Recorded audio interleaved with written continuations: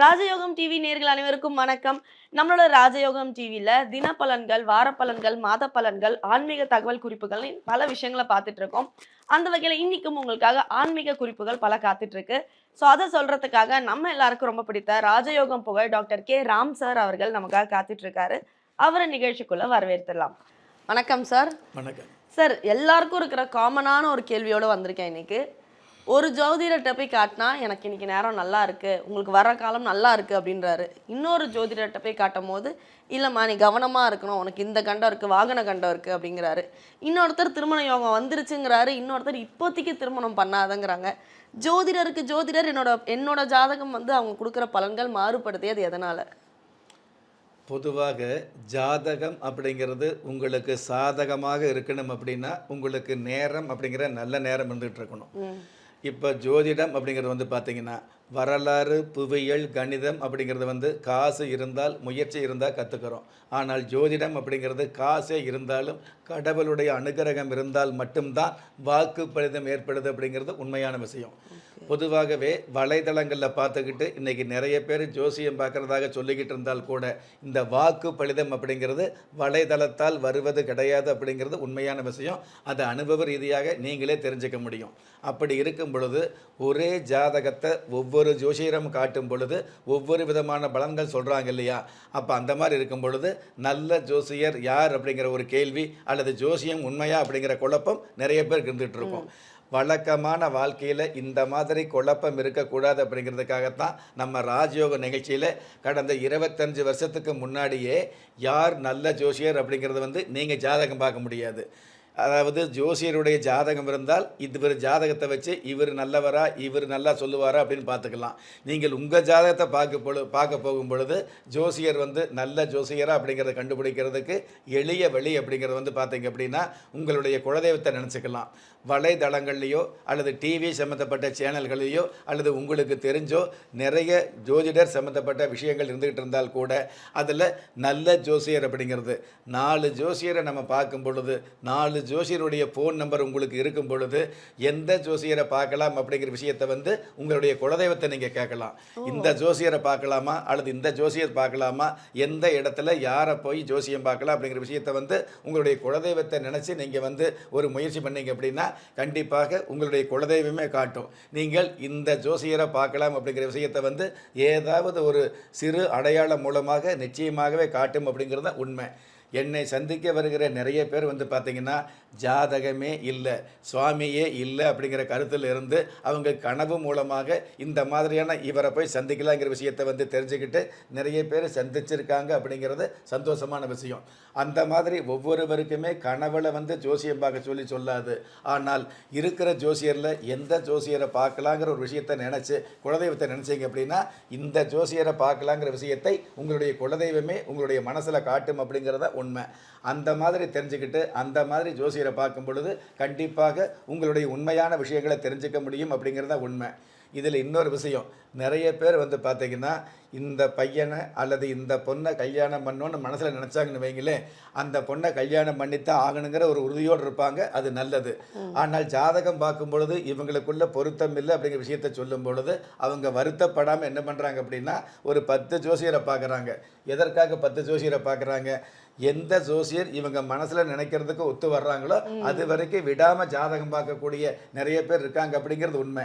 எனக்கு தெரிஞ்சு பெரிய பெரிய சேனலில் மிகப்பெரிய விஐபியாக உள்ளவங்க கூட பார்த்தீங்கன்னா ஒரு விஷயத்தை சொல்கிறோம், இது நடக்காது அப்படிங்கிற விஷயத்தை திரும்ப திரும்ப மறைமுகமாக சொல்கிறோம். ஆகவே ஆகாது அப்படிங்கிறதுக்காக அவங்கள பயமுட்டலை. ஆனால் இந்த விஷயத்தில் அகல கால் வைக்கும்போது சரி வராதுங்கிற விஷயத்தை சொல்கிறோம். ஆனால் நான் பிடிச்ச முசலுக்கு 3 கால் அப்படின்னு அந்த விஷயத்தை செஞ்சே ஆவணும் அப்படிங்கிறதுக்காக ஒரு 10 ஜோசியர் 15 ஜோசியரை பார்க்குறாங்க. அதில் யாராவது ஒருவர் இது சரியில்லை அப்படின்னு சொல்லாமல் இது நீங்கள் செய்யலாம்னு சொன்னாங்கன்னு வைங்களே, அது நல்லதுன்னு சந்தோஷப்பட்டுக்கிறாங்க. அதாவது உங்கள் மனசில் நீங்கள் நினைக்கிறத சொல்வது ஜோசியம் கிடையாது. நீங்கள் நினைப்பது சரியா தவறா என்ற விஷயத்தை சொல்லுவது தான் ஜோதிடம் அப்படிங்கிறது உண்மையான விஷயமா இருக்குது.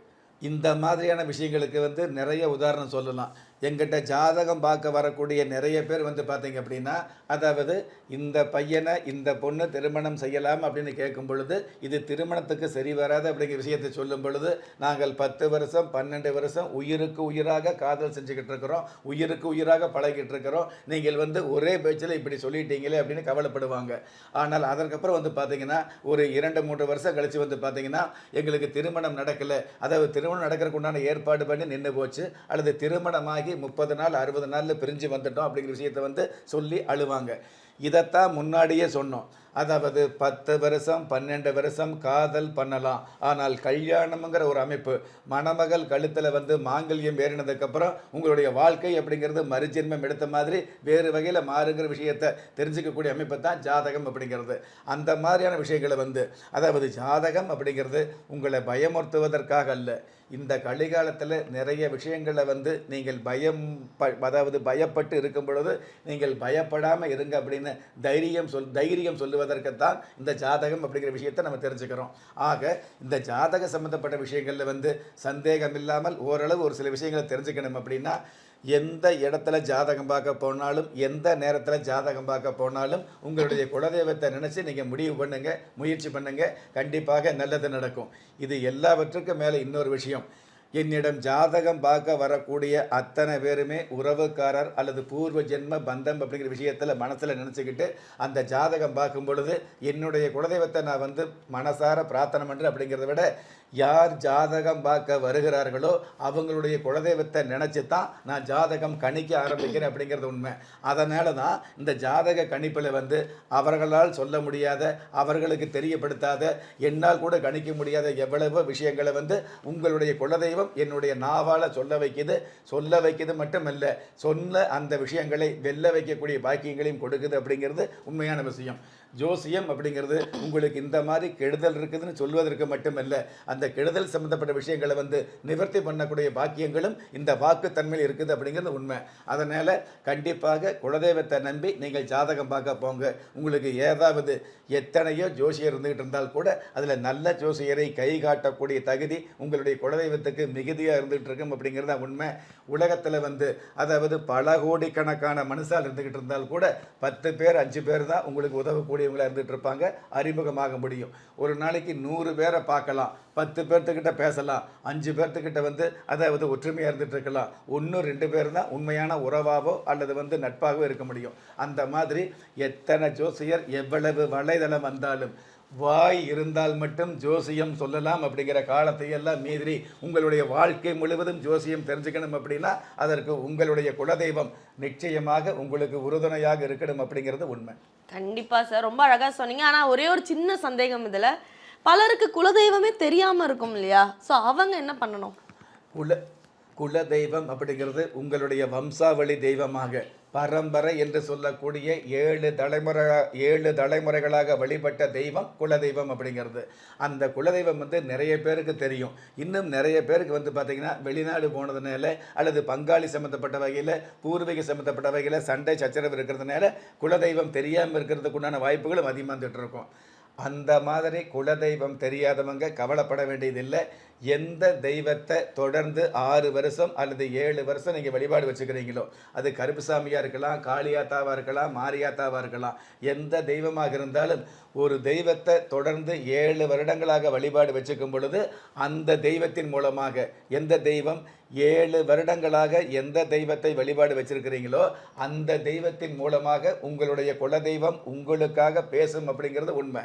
இந்த பிரபஞ்சத்தில் நீங்கள் எந்த இடத்துல இருந்தால் கூட உங்களுடைய குலதெய்வம் உங்களை கைவிடாமல் காப்பாற்றும் அப்படிங்கிறது இந்த இஷ்ட தெய்வத்தின் மூலமாக காப்பாற்றி கரை சேர்க்கும் அப்படிங்கிறது உண்மை. Super sir. ஸோ வந்து ஒரு ஜாதகம் வந்து ஒரு ஜோதிடர் கேட்டார் போல் மாறுறது ஏன் அப்படிங்கிறத ரொம்ப அழகாக தெளிவாக எடுத்து சொன்னீங்க. மக்களுக்கு ஒரு விளக்கம் கிடைச்சிருக்கும் நம்புறேன். நன்றி சார். நன்றி.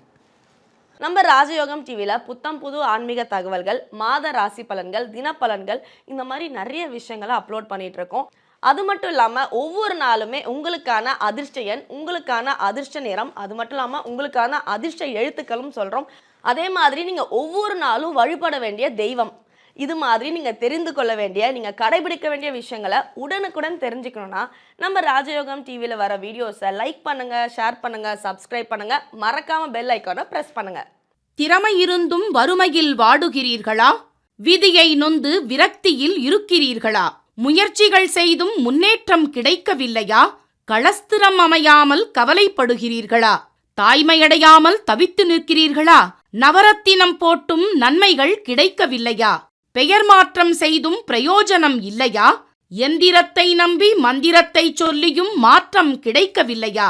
எண்கணிதத்தை நம்பி எழுத்தை மாற்றியும் ஏற்றம் கிடைக்கவில்லையா?